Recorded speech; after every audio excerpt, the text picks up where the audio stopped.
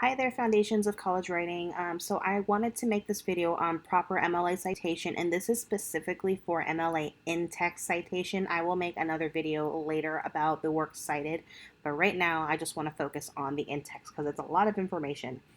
So every time you write in words that are not your own, you must use quotation marks to set them apart. Um, So this is the only time you are allowed to use quotation marks outside of titles of short stories or poems. So quotation marks cannot be used as an emphasis for a point you are trying to make. Oftentimes, I will come across students who will use written quotation marks like it is something to use, like air quotations, for example. Air quotations are meant to call attention to something by either emphasis or sarcasm. So written quotation marks, and there's your quotation mark symbols, do not work the same way as they do colloquially, so we must use them properly. So, every time quotation marks are brought in, you must cite them properly. There are two things you need to keep in mind when you are integrating the work of someone else in your writing: the use of brackets and the use of ellipsis. So, I'm going to scroll down here just a little bit to kind of talk about this portion here about the brackets. So, brackets are these symbols right here, and they allow you to insert a change to the quoted material to clarify a confusing reference to better fit your essays.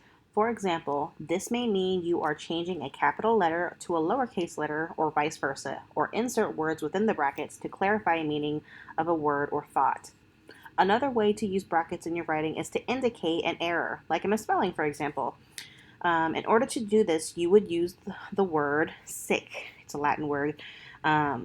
But you would use it in italics just as you see here that is highlighted right after the error to indicate the correction for better flow and or understanding of your writing with use of in-text citations.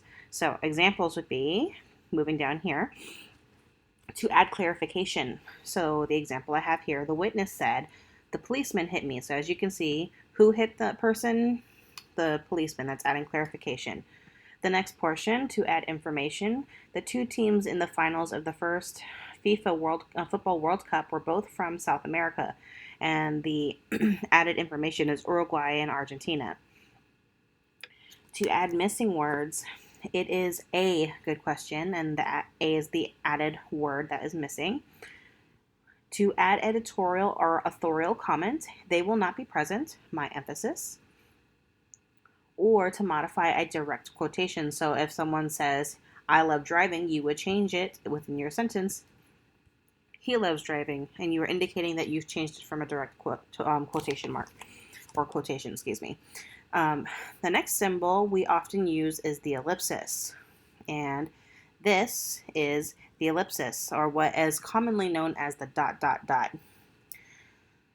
So this is often misused, especially on social media, and it drives me absolutely bonkers. So for example, I have a lot of my older Facebook friends, and when I mean my older Facebook friends, I mean like my older family members. They use it in a way to call attention to a statement they want to make. Like, I pulled this example from one of the statuses. I really like this piece of cake, and they end it with the ellipsis. So as you can probably see, this is just terrible. So using the ellipsis in this sense makes it seem like they're unsure if they do or do not like the cake. In this case, you would make the statement by ending the sentence with a period. I really like this piece of cake. So again, either you like it or you don't like it. The correct use of the ellipsis is to condense the quoted passage you select to highlight in your essay, or to show you have left words out from the passage. So if you choose to leave out one or more full sentences, you are to use a period before using the ellipsis. So I've got some examples here. And these are correct usages. So 7 years ago, our fathers brought forth, and the ellipsis is brought in to kind of jump to another part of the passage, the proposition that all men are created equal. So as you can see, we're trying to keep to the idea that the writer is trying to make. So they specifically wanted to focus on the proposition that all men are created equal, and that is by Abraham Lincoln. The second example I have here is, after hours of careful thought, we vetoed the bill. Now, this is when omission occurs at the beginning of a sentence. The context is on the action taken with the bill. And the next example I have here, in the baseball game, our team scored 4 home runs. The other team only 2. So as you can see, we kind of end or trail off right here.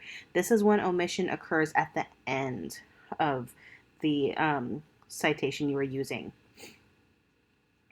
So in text citation, we are going to move on to block quotes. So while many quotes you are going to be using are relatively short, there will still be times when you use long quotes in your essays. So long quotes of 3 lines or longer in your essay is called a block quote. So in our essays, we have to introduce quotes with block quotes. We need to have informative sentences that is followed by a colon. So here's an example I have here. So this is the information provided that I was talking about, an informative sentence followed by a colon, and this here, that is the colon, not a semicolon. So Alice often finds herself in a place where she is confronted with resisting the need to mature. So in the writer context, if I were writing this as an essay, this is my statement in the sense, and I'm going to use this quote to solidify my statement. So as I said here, this is the text we're pulling from the book, and you're going to notice, so this has 1 indent tab, this is 2 indent tabs, and the entire quote has to be aligned like so in your book. And you're also going to notice there are no quotation marks here.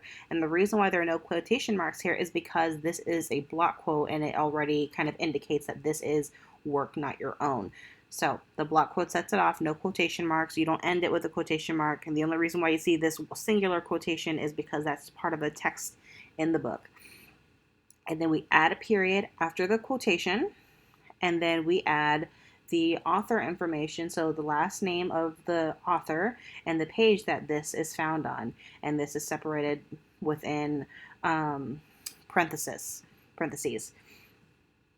And then we need to move on and end the block quote with a sentence that's starting to lead into our commentary about this. So the example introduces the thought and the quote we were discussing. And then you are starting to begin the dissection of that quotation. The colon sets off the block quote. Like as I said before, that sets it off. And let's see. Sorry, I'm trying to catch my train of thought with my notes here that I wrote out.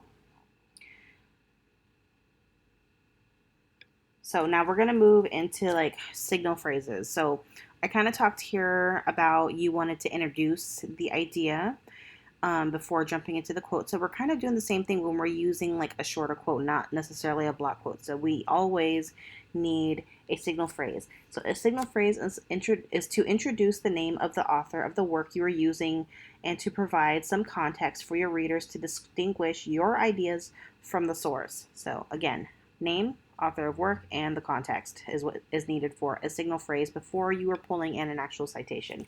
So the example I have here is Flora Davis reports the chimp of the Yerkes Primate Research Center. So this is the signal phrase. It's introducing the author of the work, the name, we're talking about chimps, and the research center, and that's all the context too. So, and then the quote has combined words into new sentences that she was never taught. And we end it with the quotation mark, and then we put the page number that it is found on in parentheses, and we end it with a period. So as you're going to notice, it's a little different versus up here. So the block quote, your period falls before the author information, and the shorter in-text citation, the period falls after everything. So this also is kind of in a different way if we were to write the in-text citation in a shorter way if you don't introduce the writer beforehand. So in Mississippi, legislators passed a ban on bans, a law that forbids, and here's our ellipsis, local restrictions on food or drink. And the author would be here, Connolly. And as you're going to notice, period is not here. We end the quotation, no period there. Author, comma, page number and end parenthesis, and the period finally hits at the end right here. So once we have done this, we need to make sure we ease our readers back into our own thoughts. While we do this, we need to make sure that we discuss how the quotation connects back to our thesis statement. And I know we haven't quite yet talked about thesis statements, so we will get to that relatively soon, and I will make a video on that for you guys to listen to as well. We need to be careful to make sure that we hold our reader's hand through this process. So holding our reader's hand is making sure that we discuss our thought process, because we cannot assume that our reader will make the same logical connection as you do. So how does that quotation prove the point you were trying to make with your thesis statement? So you want to make sure you spell it out thoroughly. So that is this video on in-text citations. If you have any questions, please feel free to email me.